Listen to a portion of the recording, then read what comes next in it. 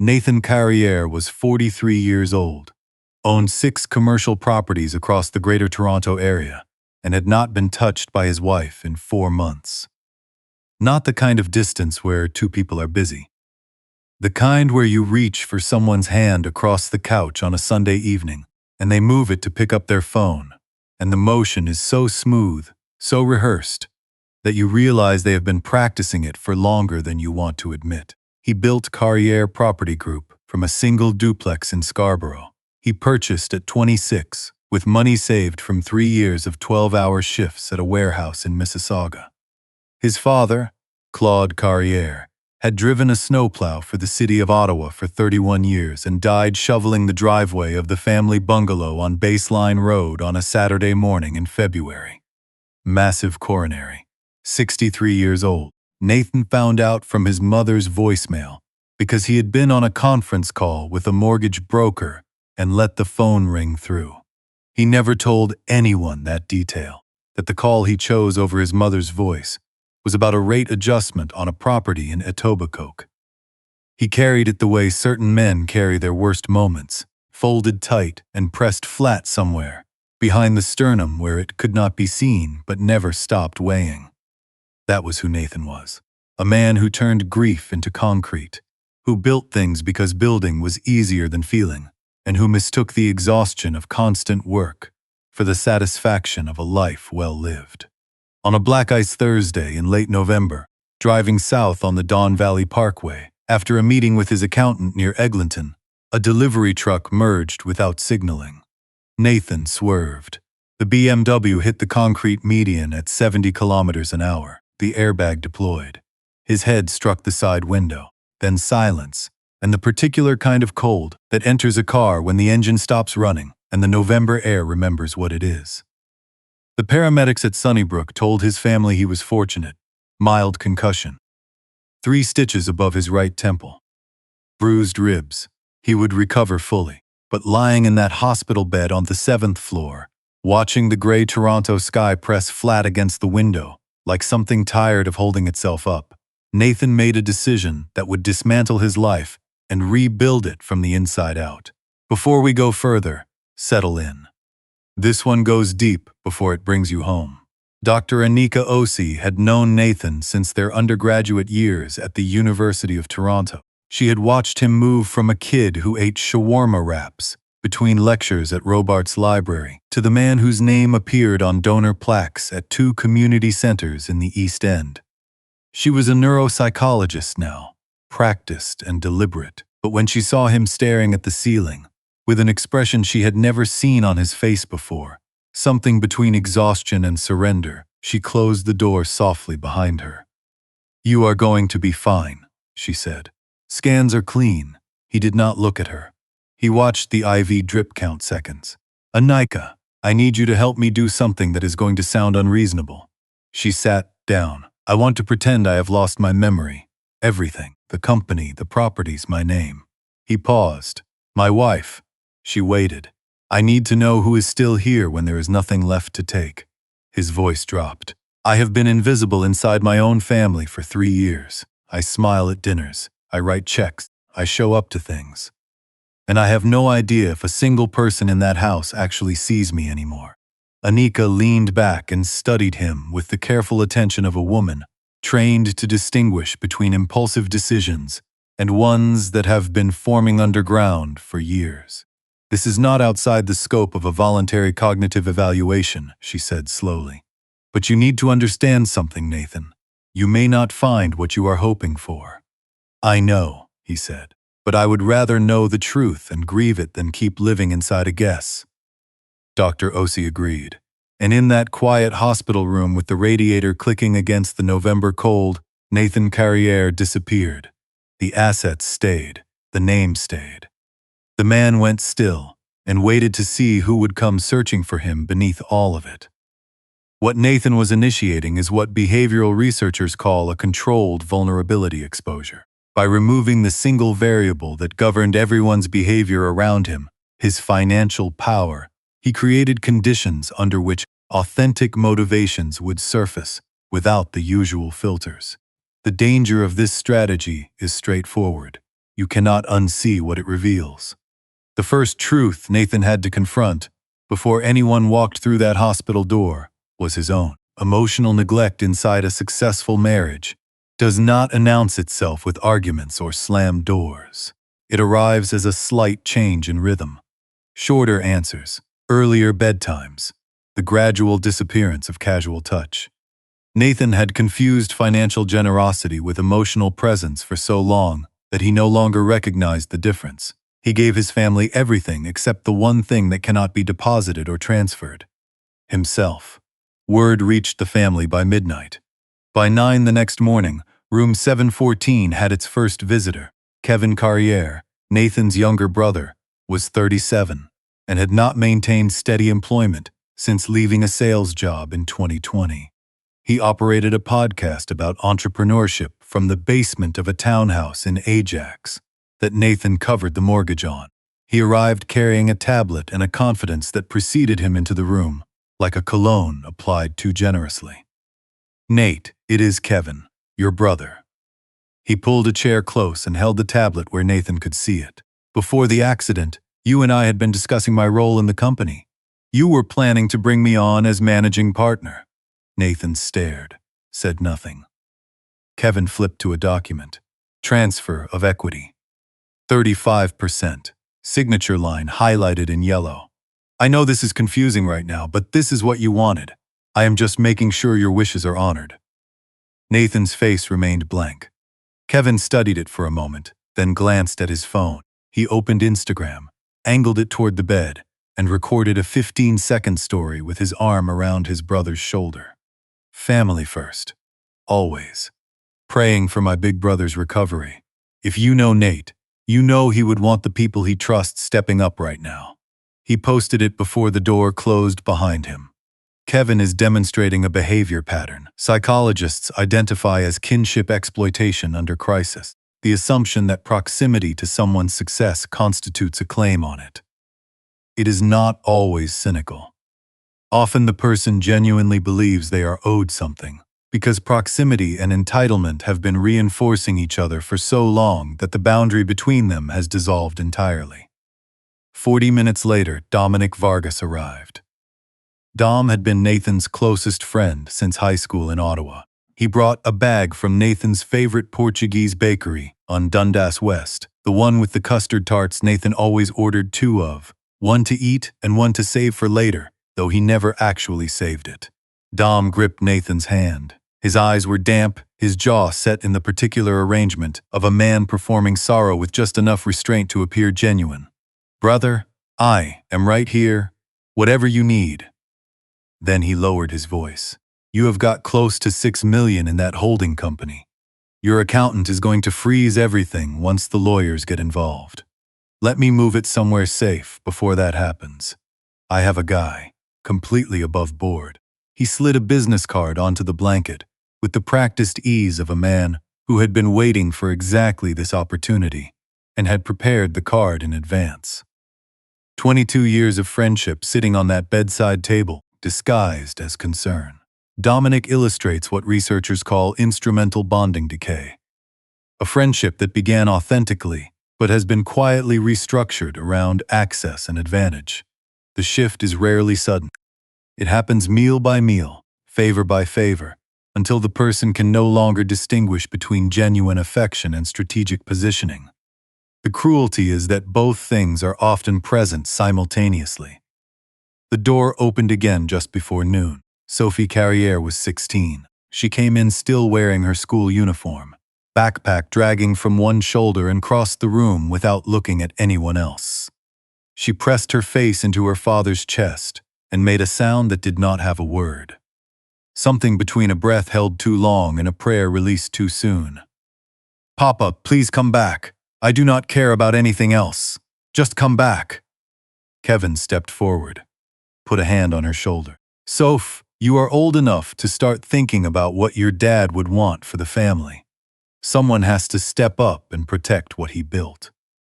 Sophie looked at her uncle with an expression that was equal parts confusion and something older. Something that looked very much like the beginning of distrust. She did not step away from the bed. What Kevin just attempted is called parentification through crisis, the recruitment of a child into adult responsibilities by leveraging their emotional vulnerability. It targets the child's love, not their ambition. If it takes root, it teaches them that their value is determined by what they can manage, not who they are. Nathan's mother, Helene, sat in the corner chair nearest the window. 70 years old, she had raised Nathan and Kevin alone after Claude died, stretching a pension and substitute teaching French at 2 elementary schools in Nepean to keep them fed and clothed and enrolled in hockey. She did not speak. She did not need to. She watched Kevin with the patient, unmoved attention of a woman who had spent decades observing people reveal themselves and had long since stopped being surprised by what she saw. Her eyes moved to the door, and then his wife walked in. Megan Carriere was wearing Nathan's old Université d'Ottawa hoodie, the one with the fraying cuff on the left sleeve that she had been threatening to throw away for 6 years but never did. Hair pulled back, no makeup, eyes swollen.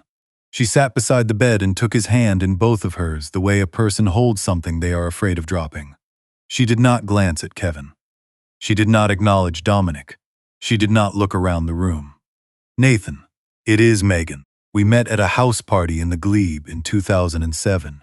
You knocked a glass of red wine onto my white coat and spent the next half hour apologizing and trying to clean it with club soda, which made it worse. A small, trembling smile. You were so embarrassed you left the party early. Then you came back 20 minutes later with a bouquet of flowers from the gas station on Bank Street because you felt so guilty. They were half-dead daisies. I still have the photo. She told him about the time he had tried to make her grandmother's tourtière for Christmas and burned it so badly the smoke alarm went off, and Sophie, 3 years old at the time, had laughed so hard she got the hiccups. She told him about the scholarship fund he had quietly set up for kids in Scarborough whose parents worked night shifts. The one he never mentioned to anyone, not even his accountant, until the tax filings required it. She told him about sitting beside him in the parking lot of the funeral home after his father's service. 2 hours, engine off, snow falling on the windshield, saying nothing, because she knew he did not need words. He needed someone to stay.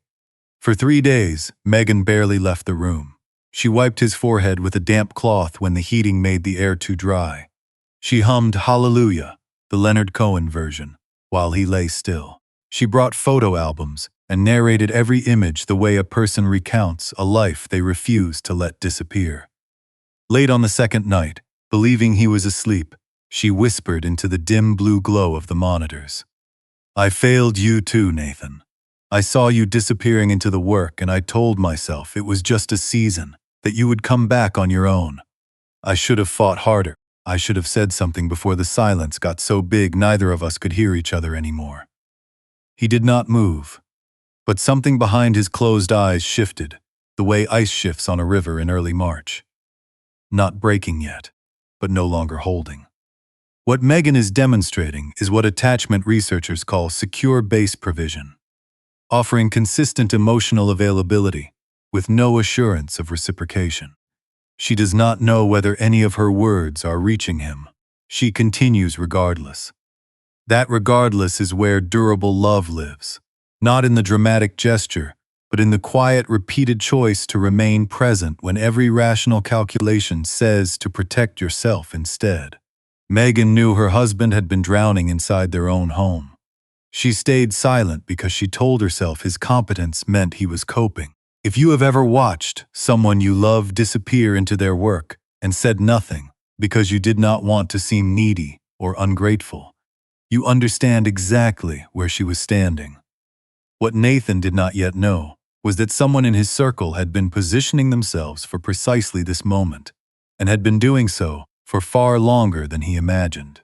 On the third morning, Megan slipped out of the hospital just after 6, before the hallway filled with its daily rotation of performative concern. The duty nurse noticed her leave quietly, coat buttoned to the throat, head lowered against the November wind blowing off the ravine. She returned 2 hours later with nothing in her hands. That evening, Dr. Osi sat beside Nathan's bed. and showed him a billing record the hospital administrator had flagged. Megan had paid the full hospital bill that morning. Not with a credit card, not from their joint account. With cash from the private sale of a piece of jewelry she had brought to a dealer in Yorkville. Her engagement ring, the sapphire and diamond ring Nathan had saved for over a year to buy. The one he had slid onto her finger in the backyard of her parents' house in Manotick on a July evening in 2009, while her mother watched from the kitchen window and cried. She had worn it every single day of their marriage. Nathan read the receipt twice. Then he folded it carefully and held it against his chest without speaking. When Megan returned that evening, she took her usual chair, opened the album to where she had left off, and continued talking. Her left hand rested on the blanket. The ring finger was bare. She never mentioned it. She simply turned the page and kept telling him who he was, steady and unhurried, like a woman who had already decided that whether or not he ever returned to her, she would give him everything she had left to give. What Megan did is called unilateral sacrifice, giving something of profound personal significance without any expectation of acknowledgement.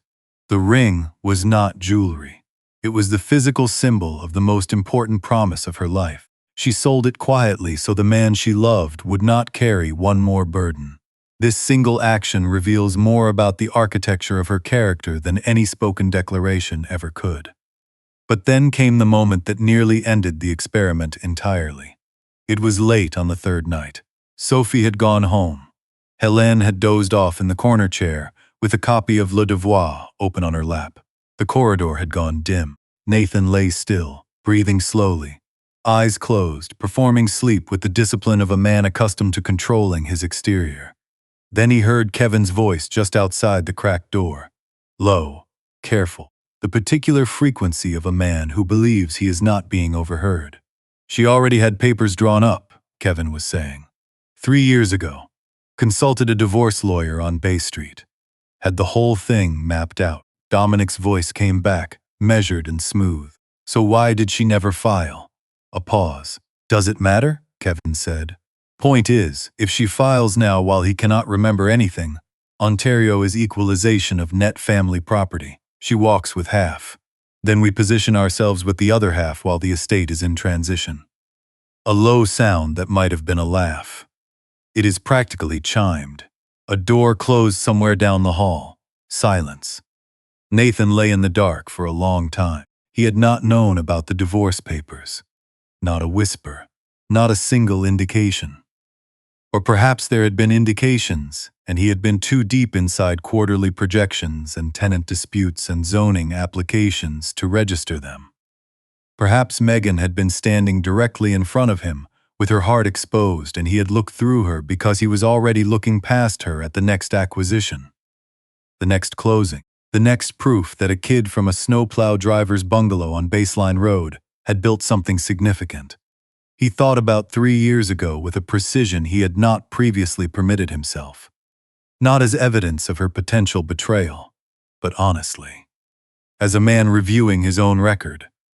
The morning he had come downstairs and found her at the kitchen table at 5 a.m., sitting in the dark, a mug of coffee gone cold in front of her, staring at nothing. He had kissed the top of her head and gone directly to his home office for a 7 o'clock call with a contractor in Vaughan. He had not asked her what was wrong. He had not asked her anything. He thought about that cold cup of coffee for a very long time. What Nathan is experiencing is called attribution reversal. The fear he had projected outward onto the people around him has turned inward, and he is now examining his own behavior with the same scrutiny he applied to theirs. This is one of the most under-discussed dynamics in long-term partnerships. Emotional abandonment by accumulation. It does not occur because love ends. It occurs because one person becomes so absorbed by external achievement that they lose the daily practice of presence.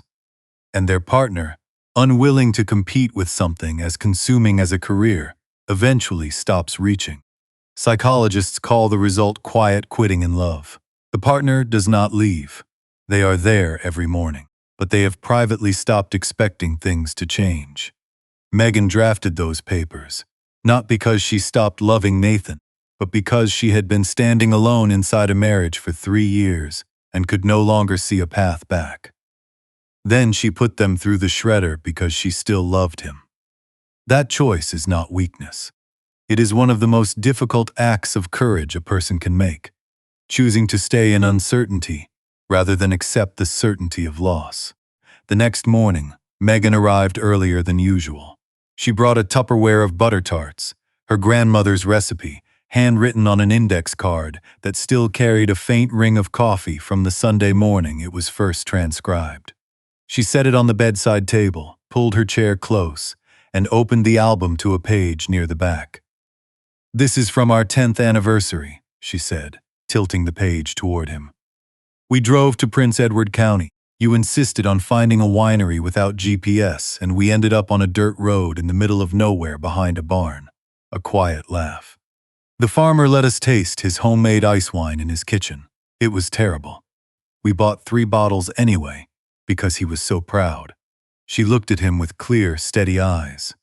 "I know you might never remember any of this, but I am going to keep telling you anyway. Because even if you do not remember who we were, I want you to know the kind of man you are, the kind of man worth remembering." Nathan kept his face still, but his hands, lying flat on the blanket, had curled slowly into fists. Not from anger, from the effort of not reaching for her, from the enormous, pressurized weight of everything he needed to say and could not say yet. He pressed his phone beneath the blanket and sent a single text to Dr. O.C. "Keep watching Kevin and Dom. Something larger is happening. Do not let them near Megan alone." Her reply came in under a minute, already on it. "Nathan, what I uncovered this afternoon about your finances goes deeper than you realize. Prepare yourself." He stared at the screen. Outside, Toronto moved through its Tuesday. The gardener backed up as always, a streetcar bell on Queen. The city that had shaped him and nearly consumed him, carrying on with its indifferent November rhythm. He thought about his wife sitting beside him every morning, turning the pages of their life together as if she had all the time in the world, selling her ring and saying nothing, shredding divorce papers and staying anyway. He set the phone down. He was almost ready. But not yet.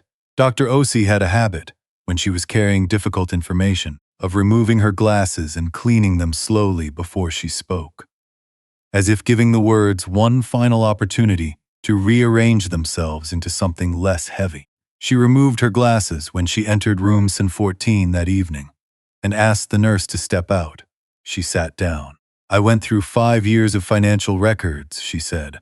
"The same ones your accountant compiled for the corporate review. The same ones Kevin's lawyer has been requesting access to since yesterday morning." She held his gaze. "In 2021, Carriere Property Group came within 60 days of insolvency.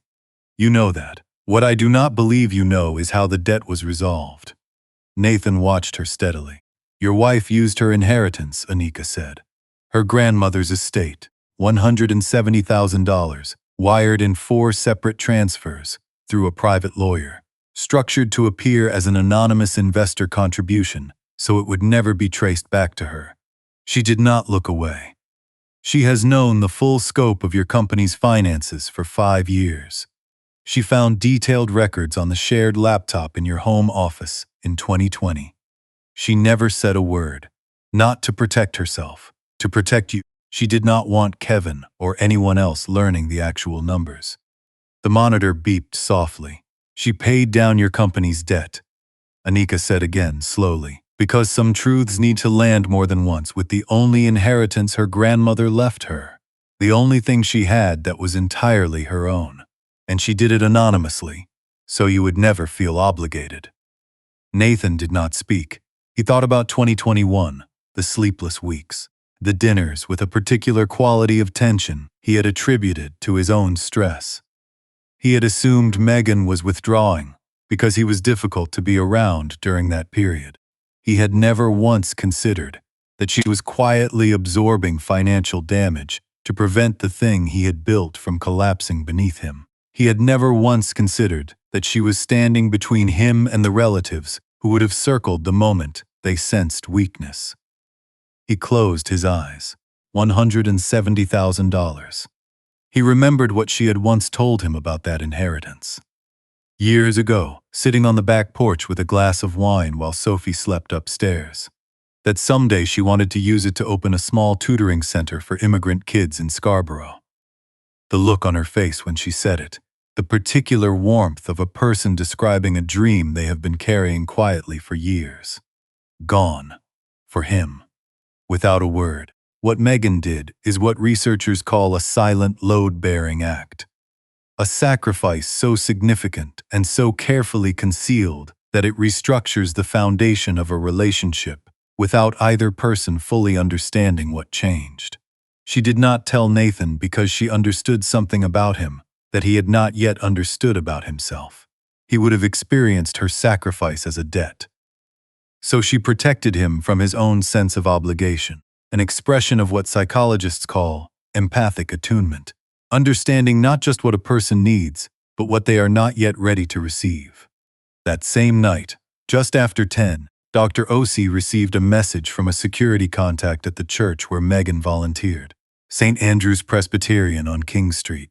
Megan was there, had been since 9.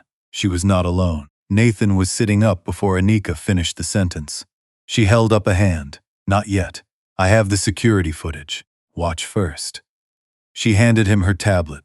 The footage showed the church basement, folding chairs, a long table under fluorescent light. Megan stood at one end. Kevin stood at the other. Dominic leaned against the wall, arms crossed, a posture so carefully arranged it looked rehearsed. Between them on the table, a stack of transfer documents. A pen placed precisely on top. Kevin was talking. His body told the story clearly, leaning forward, one hand sweeping across the paperwork in the gesture of a man making what he considered a perfectly rational business proposal. Dominic nodding at measured intervals beside him, the two of them working in coordinated rhythm. Megan stood very still. Then Kevin said something that made her take a single step backward. Her hand rose slowly to her mouth. Nathan turned up the audio. Kevin's voice came through thin but unmistakable. I loosened the lug nuts on Nate's front passenger tire at the shop the week before. Not enough to cause anything serious. Just enough to create a window.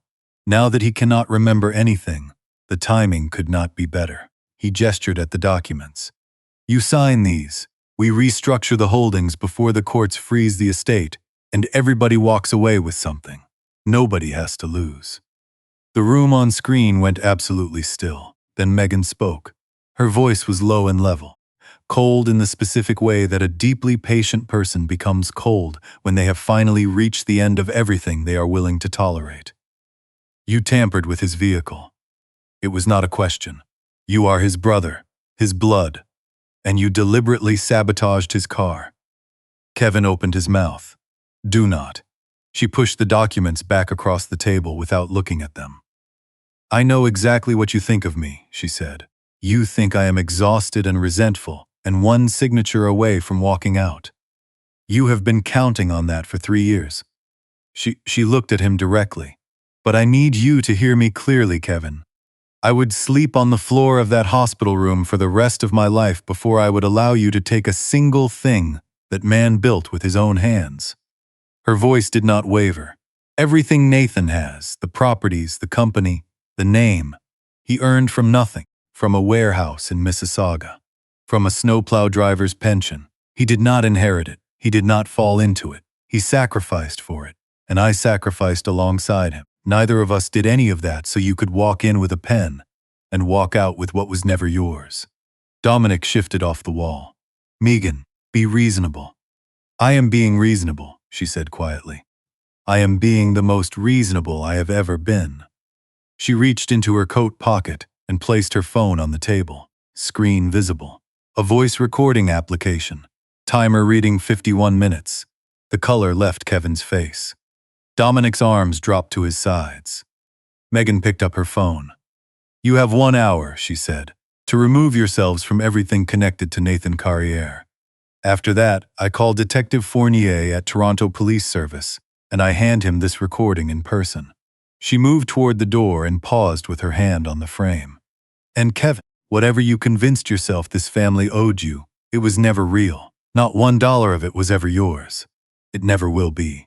She walked out. In room 714, Nathan sat on the edge of the hospital bed with the tablet in both hands and tears running quietly down his face. He had staged this entire situation because he was afraid. Afraid that the people around him loved the portfolio and not the person. Afraid that success had made him interchangeable, a balance sheet in a good suit, and what he had been watching, night after night, was not what he had feared finding. What he had found was that the person he had wounded most deeply was also the person who had never, for a single moment, stopped fighting for him. While he was testing her, she had been protecting him. While he watched from behind closed eyes, she had been standing between everything that wanted to dismantle what they had built together. He reached for his phone and called Dr. Osi. "Anika," he said. His voice was steady now, clear. "Tomorrow morning, it is time for me to remember." The morning of the 5th day, room 714 was fuller than it had been all week. Kevin arrived in a pressed shirt, tablet under one arm. Dominic brought lattes from the good place on Queen West. Two cousins Nathan saw only at Thanksgiving occupied chairs near the window, with expressions of careful sympathy that did not quite reach their eyes. Sophie stood by the window, arms crossed, jaw set. Helene sat in her corner chair. Her reading glasses were on. She was not reading. Megan came in at 5 to 10. She looked like a woman who had not slept. There were shadows beneath her eyes and a stillness about her that was not exhaustion but resolve. She took her chair. She took his hand. She waited. Then Nathan sat up.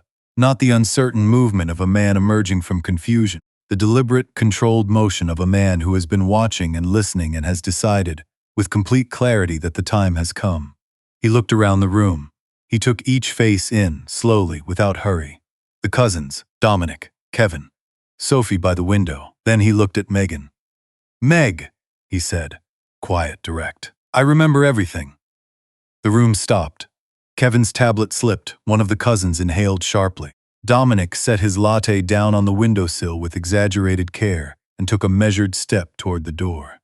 Nathan kept his eyes on his wife. "I remember who I am. I remember what we built, and I remember every single person in this room." Megan's hand came up to cover her mouth. Her eyes filled. "Nathan." He squeezed her hand and looked at her the way he had not looked at her in 3 years. The way he should have been looking at her all along. "I was wrong. I let fear and ambition and pride build walls inside our own home. I measured my life by what I was building instead of who I was building it with." His voice cracked. He let it. "I have been lonely for 3 years inside that house, and I let you be lonely too. That is on me." Megan was crying openly. She did not try to stop. "I drafted divorce papers," she said. She did not whisper it. She said it clearly, to him, to the room. 3 years ago, I was heartbroken. I felt invisible." She wiped her face with the back of her hand. "But I shredded them.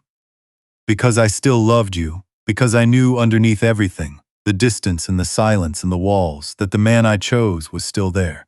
I just could not reach him anymore." "You reached me," he said. "Every morning this week. Every memory, every page." He paused. "And I know about the ring." She shook her head. "I know about your grandmother's inheritance," he said. "The 170,000. I know what you did in 2021. And I know you did it, so I would never feel like I owed you." The room had gone so quiet the ventilation system could be heard humming through the walls. Megan held his gaze. "You would have carried it like a debt," she said softly. "And you already carry too much alone." Then Nathan pulled out his phone. He pressed play. Kevin's voice filled the room. "I loosened the lug nuts on Nate's front passenger tire, just enough to create a window." Kevin's face moved through several expressions, none of them composed. Dominic reached for the door handle. Sophie pressed closer to the window, arms tight across her chest, watching her uncle with an expression that had finished being confused and become something harder. Helene rose from her corner chair. She crossed the room with the unhurried authority of a woman who has earned every step she has ever taken. She looked at her son in the hospital bed, her boy who had cried alone in parking lots and built something real from warehouse wages and a snowplow driver's example.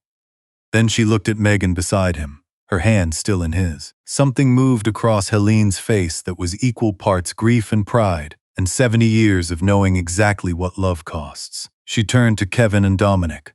"Get out of this room." Not loudly, without theater, with the quiet, terminal authority of a woman who is entirely finished. "Get out, and if either of your names comes near anything belonging to my son again, I will call Detective Fournier myself, and I will not lose a minute of sleep over it." Kevin left without a word. Dominic followed. The cousins discovered urgent commitments elsewhere. Sophie crossed the room and wrapped her arms around both her parents at once. She did not say anything. She did not need to. Helene sat back down, placed her glasses on her nose, and opened her book to wherever it happened to fall. She permitted herself a small, satisfied nod. The public reckoning was finished, but the harder, quieter, more important work was only beginning. 3 months will change a person if they let it. February came to Toronto with kind of cold that makes the city feel like it is holding its breath. But there was something in the morning light off the lake, the way it hit the ice on the waterfront trail, that made even familiar streets look newly drawn.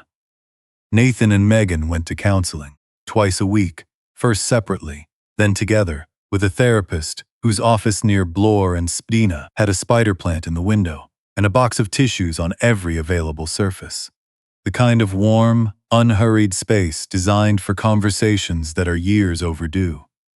They learned, slowly and imperfectly, how to say the things they had spent years not saying. He learned that silence is not strength. She learned that staying is not the same thing as healing. Both of them learned that a marriage does not fail all at once. It fails in the small daily choices to say nothing, ask nothing, reach for nothing, and it heals the same way, one honest moment at a time. Megan launched a tutoring program for newcomer children. Through a small foundation Nathan established in her grandmother's name. She called it the Marguerite Landry Learning Circle, after the woman whose inheritance had quietly saved a company and never asked for acknowledgement. Sophie turned 17 in March and wrote a spoken word piece for her school's arts showcase about what family means. "Not the people who show up with paperwork," she said. "The people who show up with nothing and stay." Nathan restructured Carrière Property Group. He removed every name from the payroll that had been placed there as a favor rather than earned. He created a community housing fund in Scarborough and hired 3 young people from the same postal code, the same starting line, to run it.